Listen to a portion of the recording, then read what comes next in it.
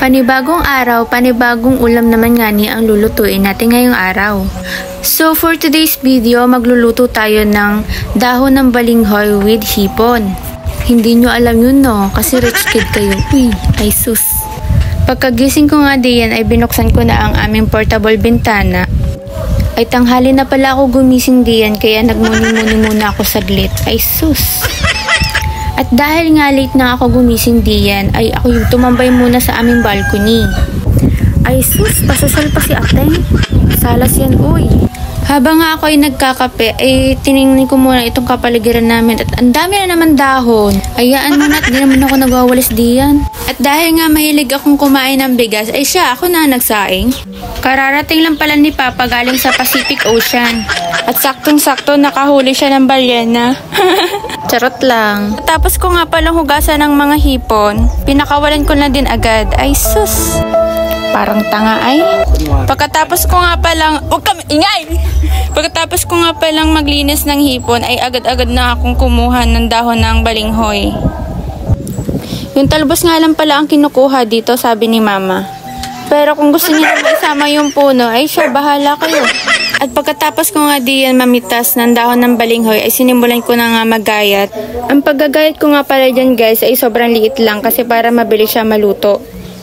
So ganyan nga pala paggayat ko guys, yung sobrang liliit lang para mabilis maluto. Actually dapat nga sobrang pinong-pino pa dyan, pero hindi ko na kaya, baka yung kamay ko pa yung magayat. Pero yung mga ganito kaliliit, hindi na namin ginagayat at baka pag ginayat nga namin ay masama yung daliri namin.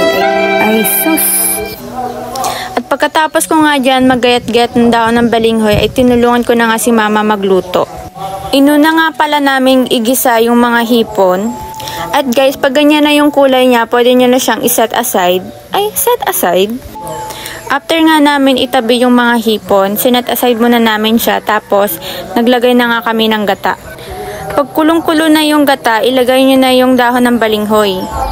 Tapos haluin nyo lang hanggang sa maiga. At pag nakita nyo malapit na maiga, maglagay kayo ng kaunting gata.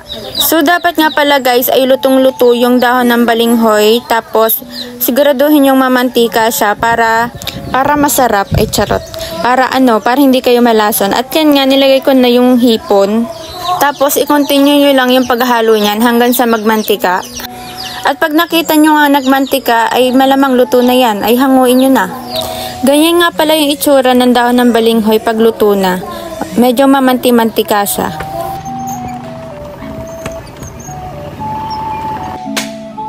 Kumain na nga pala kami dyan sa labas at sobrang init sa loob at baka masuffocate si sister. Ay siya, babay na.